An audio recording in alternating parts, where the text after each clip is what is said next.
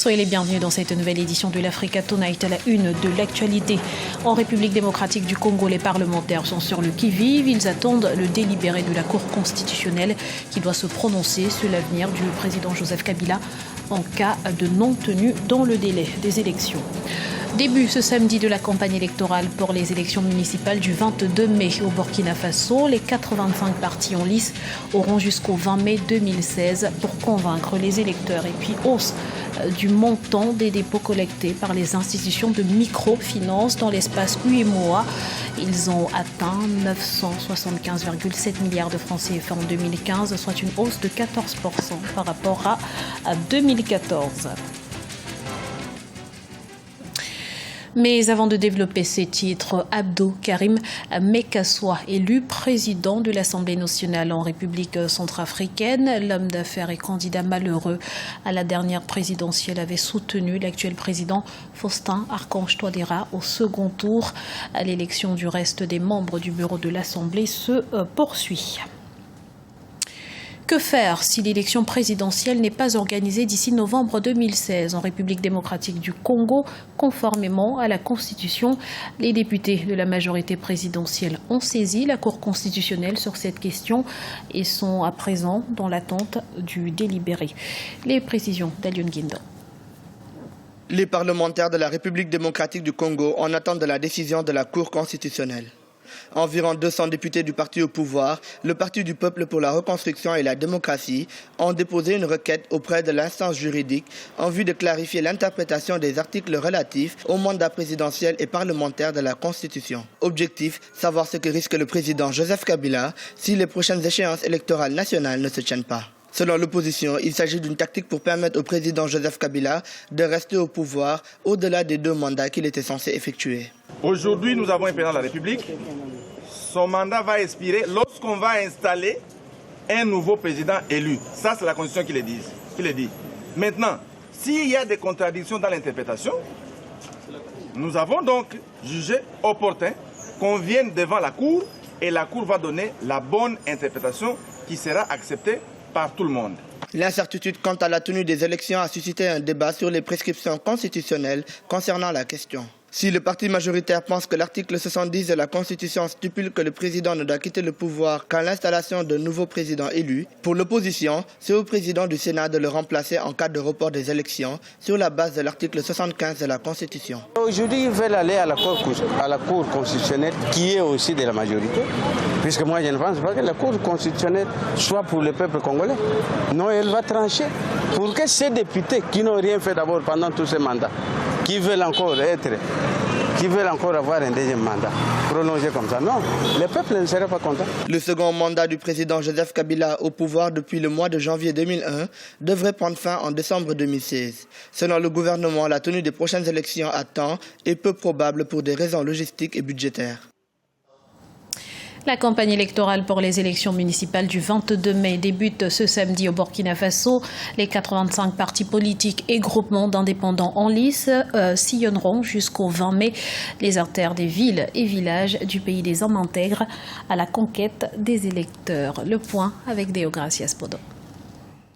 La campagne électorale pour les élections municipales au Burkina Faso s'ouvre ce samedi 7 mai et s'achèvera le 20 mai 2016 selon le calendrier établi par la Commission électorale nationale indépendante. Après la présidentielle de novembre 2015, les électeurs seront une nouvelle fois convoqués aux urnes pour élire leurs représentants dans les différents conseils municipaux.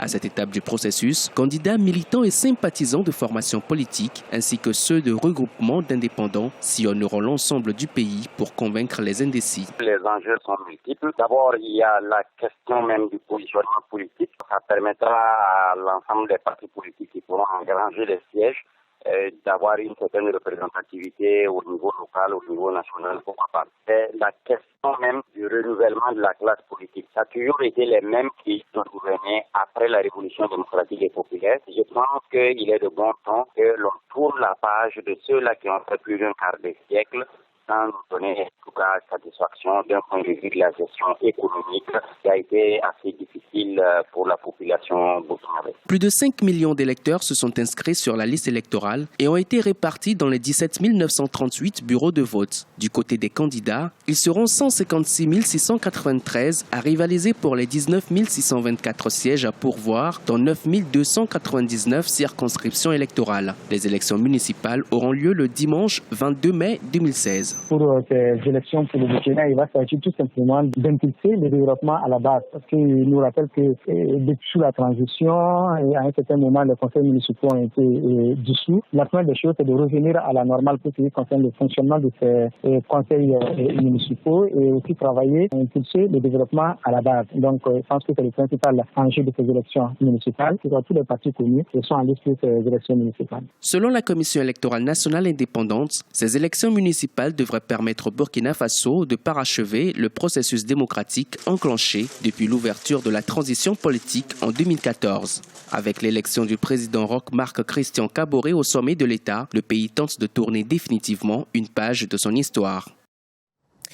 L'actualité économique à présent, le montant des dépôts collectés par les institutions de microfinance dans les pays de l'Union économique et monétaire ouest-africaine s'est élevé à 975,7 milliards de francs CFA en fin décembre 2015, soit une récolte en hausse de 14% par rapport à 2014. Explication avec Alioune Guindo. En 2015, c'est 975,7 milliards de francs CFA que le secteur de la microfinance a collecté grâce aux dépôts. Une augmentation de 14% par rapport à 2014, année durant laquelle ces structures ont réuni 855,7 milliards de francs CFA.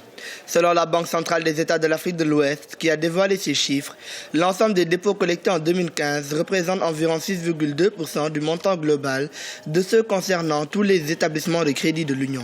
Ça se développe tout simplement parce que c'est attractif. La pauvreté en Afrique est une réalité. Le côté informel est plus une réalité. Et le côté informel a besoin de trouver des financements que les banques classiques refusent d'assurer. Et donc, ils trouvent à travers la microfinance un système qui est assez léger.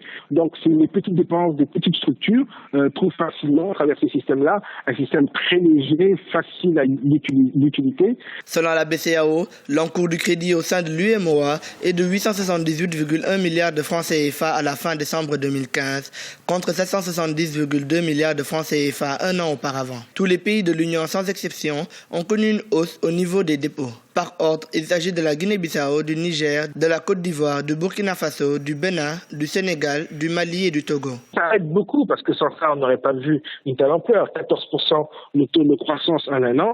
Il y a un secteur qui aimerait bien connaître cela. La demande est là, les besoins sont là. Maintenant, la microfinance peut régler. Et c'est encore une fois, si ça va aider, ça va développer l'entrepreneuriat, ça va développer le micro-entrepreneuriat. Le problème, c'est de se poser la question, est-ce que ces micro-entreprises vont se transformer en entreprises de taille un petit peu plus importante et là rentrer dans un système financier classique? Avec l'entrepreneuriat des jeunes et des femmes en Afrique de l'Ouest, les organismes de microfinance travaillent à accorder le plus de crédits possible. En moyenne, les membres de ces organismes y ont déposé 93 169 francs CFA en 2015, 90 241 francs CFA en 2014. C'est une première au Nigeria. Les personnes reconnues coupables de rapt seront désormais condamnées à mort. Il faut dire que les prises d'otages se sont multipliées dans le pays le plus peuplé d'Afrique ces dernières années. On fait le point tout de suite avec Oumou Kalsumba. Les prises d'otages se sont multipliées ces dernières années au Nigeria. Des hommes politiques ou leurs proches sont devenus les cibles des ravisseurs. Certains otages recouvrent la liberté après le versement de rançon. Cependant, ceux qui n'ont pas les moyens de payer la rançon voient souvent leurs proches perdre la vie. Face à cette situation, le Sénat nigérian a décidé d'instaurer la peine de mort pour les preneurs d'otages. L'objectif est d'éradiquer ce type de pratique. Les organisations de défense des droits de l'homme estiment que cette mesure est inefficace pour lutter contre la criminalité et les prises d'otages.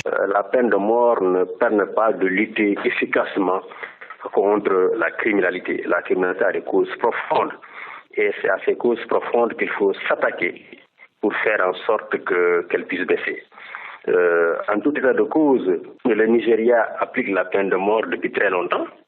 En 2015, nous avons observé et on s'en était réjoui une baisse importante du recours à la peine de mort, puisque il y a eu en 2015 171 condamnations à mort contre 659 en 2014. Donc c'était une baisse sensible. La situation sécuritaire au Nigeria s'est dégradée à cause du terrorisme, notamment avec l'implantation de la secte islamiste Boko Haram.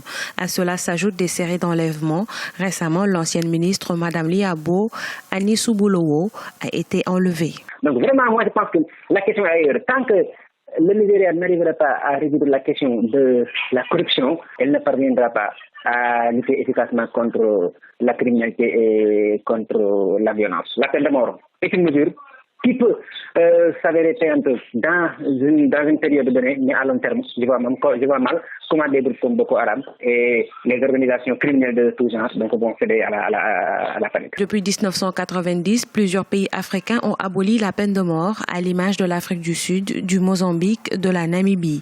Selon les experts, l'avènement du multipartisme et l'émergence d'une société civile puissante et organisée ont joué un rôle déterminant dans la lutte contre l'application de la peine de mort en Afrique. Ce journal a été réalisé par l'ensemble de la rédaction. Merci de l'avoir suivi. Dans un instant, une nouvelle édition de l'information sur Africa 24.